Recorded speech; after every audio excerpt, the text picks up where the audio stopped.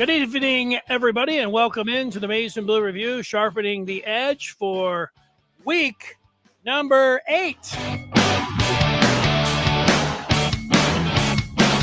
That is Lucas Reimink on your screen. I'm Dennis Fithian, and we are ready to make some picks with Michigan State, and the Lions all in action.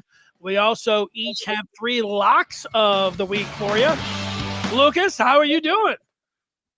Doing well. Unfortunately, only 2-2 last week, but nothing hurt really. 21-17 on the season now, so still above that 500 mark, which you're always shooting for. Ready to get back to it. We got a full slate of games this week, so excited to talk through these with you. I'm with you. I was also 2-2 last week, and I've stayed just above 500 myself, which where I came from, I feel really good about. Let's dive right into it, and that gets us to Champaign, Urbana. That's where Michigan is at, and they are a 3.5-point favorite against the Fighting Illini. Michigan coming off the bye. Do you like the Wolverines to cover that small number? I'm actually going to take Illinois here, plus the 3.5 at home. Just too many points for Michigan to cover on the road, in my opinion. I think Illinois is a pretty good team. They've got a couple good wide receivers, Zahari Franklin and Pat Bryant, who I think will be able to give Michigan secondary some problems in this one. We've seen Michigan secondary struggle against a number of good receivers that they've played already, and they've got a couple good ones to cover in this week. I know Will Johnson can only cover one of them, so somebody's probably going to be open a good percentage of the time. I do think Tuttle will bring some more life to Michigan's offense with the bye week, being able to practice in full with him entrenched as the starter. I think they'll improve on offense enough for them to win the game. But I do think Illinois plus the 3.5 at home here. Feel pretty good about taking that side, but I do think Michigan wins just closer than 3.5.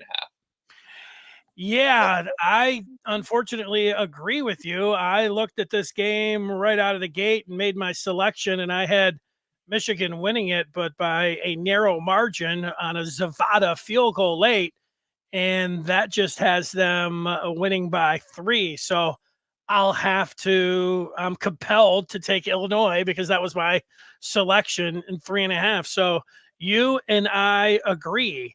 I'll take the front door on that's supposed to say Michigan State getting 6 points against Iowa.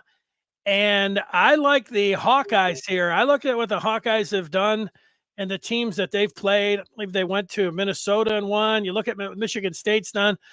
Iowa's a better team, and I think that they'll be able to handle Michigan State. I like the Hawkeyes to cover the 6 points. What about you? Well, yeah, on this one as well, a lot of agreement so far. Iowa just went and crushed Washington last week. They put up 40 on them, which is not something you say very often. Iowa putting up 40 on somebody. I don't think they're going to get 40 this week, but I think as long as this is under a touchdown here, I'll take the Hawkeyes to cover.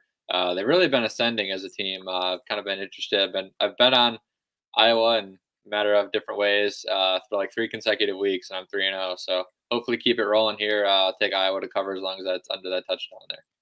No team is ascending more than the Detroit Lions. They took Dallas apart limb by limb. Unfortunately, lost Aiden Hutchinson.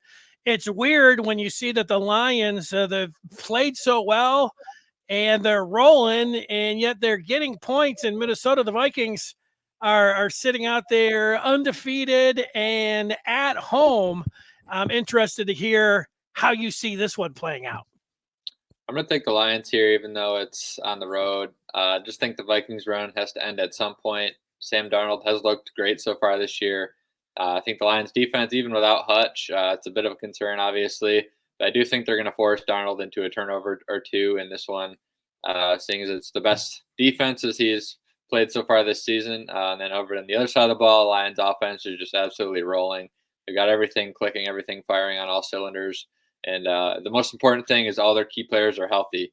So as long as that keeps up, I'm pretty inclined to take the Lions against just about anyone. So I'll take the Lions to go on the road. I think they win outright, so I'll just take that 1.5 there.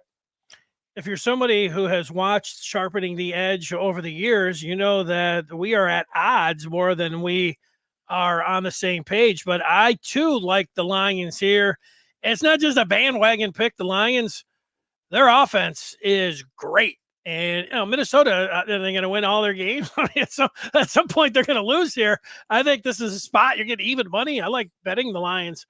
Not only picking them on this show, I really like betting the Lions in this spot here. I'll take the Lions as well. So, all right. I don't know. I think that might be the first time we've ever seen eye to eye on Michigan State, and the Detroit Lions. Let's see if we have any familiar picks with best bets. I'll throw it over to you for your best bet number one. Sure, I'll start with maybe the least exciting of the three. I'm going to take Auburn plus 3.5 at Missouri. Kind of just a fading Missouri play here. I've watched a decent amount of them the last couple of years, and I thought Brady Coke was a lot better last year than he is so far this year. Just my personal opinion here. Nothing, no sources or anything. I just feel like he's playing through something. I think he's kind of banged up. He was just so much better last year. They didn't have a coordinator, no major personnel changes. Just don't think that he's playing healthy right now, and I think it's impacting that whole team really. Auburn, I think on the other side, they're significantly underrated in terms of the national perception of them. They just need to take care of the football. Peyton Thorne's been the quarterback there for the last couple seasons. He's really struggled with turnovers, and if you can just avoid turning the ball over, it will fix so many of their problems. Missouri defense has struggled all year. They obviously they lost two corners to the NFL last year. Rakestraw being one of them for the Lions, and it's just not looked the same on defense. They lost a lot of experienced players last year as well. So I think Auburn's going to have enough chances to make some plays on offense here. I think they're going to keep this close, maybe even win outright on the road. So I'll grab that plus 3.5 for Auburn. I'm taking a dog with my best bet. I'm staying in the Big Ten. Indiana is at home, but you have to lay 6.5 if you like the Hoosiers. Nebraska beat Illinois in overtime on a Friday night. I watched that game. Nebraska, Dylan Raiola is an excellent quarterback, even as a true freshman. The Hoosiers' offense is pretty good statistically. You take Indiana in this game, but I think you have to take account into everyone that Indiana has played. I'm not taking a whole lot away from them. I'm impressed. Their coach is nice. I watched them a lot against Northwestern, and it's not like they're kicking ass and taking names or anything. I think Nebraska could stay within the number. That's why I am taking the Cornhuskers for my best bet number one plus 6.5, and it wouldn't be a shock if they won the game outright. I'll go back to you for best bet number two. Yeah, for this one, the big noon game. Well, I don't know if it's big noon kickoff, but in my opinion, it's the biggest game at noon. So I will take the over 59.5 here, Miami and Louisville. Just totally honest, my initial read on this game was to take Louisville to cover that plus 4.5, just because Miami struggled the last couple weeks playing a little bit down. Fire. Yeah. But then I started looking more into it, and I was just thinking about it more. And both defenses have actually struggled pretty much all year. That's been arguably the biggest disappointment for Miami so far. Their offense is right where I thought it'd be, but the defense is just giving up big plays all over the place. Jeff Brown for Louisville, in my opinion, one of the best offensive minds in the sport. Both offenses, to me, are the best units on the field at all times. So I just think there's going to be a lot of points here. Not really sure who's going to win completely. Could see either team winning, but no matter what happens, I think there's going to be a lot of points. So I see this as kind of a 37-34 type ball game. I'll take that over 59.5 there. Track meet between the U and the Cards. All right, I have my best bet number two. I'm staying in the Big Ten, Wisconsin. I think Wisconsin, you can look and I mentioned that Northwestern team. This game opened up, I think it was 6.5, 7. And right when I saw it, I'm like, oh, Wisconsin's going to beat them by double digits. The line has moved up to 8.5. I'll still lay the 8.5. You just have to look and see the kind of numbers that Wisconsin is putting up, and then you look and see the kind of numbers that Northwestern's putting up. I'm surprised that the number is this low. Give me the Badgers. All right, that gets us to your third best bet of the week. And where are you going with this one? Biggest game of the weekend here for sure. I'm going to take Texas 4.5 against Georgia. You might see that and think 4.5 is too big, but I actually have it power rated as not big enough. Texas is the best team in my opinion. Still like Georgia a lot. I have them power rated at 3, but I actually have a 6-point difference between the two on a neutral field. So factor in home field advantage here for Texas. My spread would be more like 9. So I'll gladly take Texas as long as that's under that 5.5-ish range. I think this is going to be a great game. I just think Texas pulls away slightly at the end, wins by about a touchdown here. So I'll take the Longhorns to cover that 4.5. It is a great game on paper. I am with you on that, and we'll give you all of Lucas's best bets of the week. I'm staying in the Big Ten. I'm going back. I've taken Rutgers a few times this year.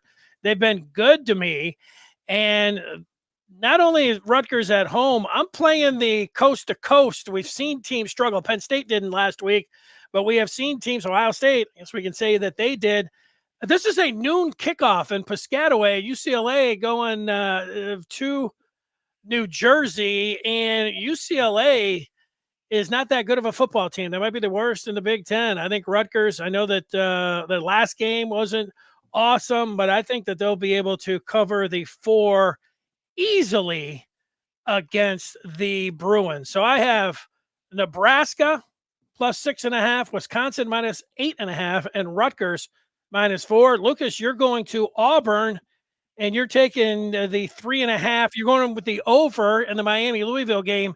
And in the big game of the weekend, you're taking Texas, and you're laying the 4.5 against Kirby Smart's Georgia Bulldogs.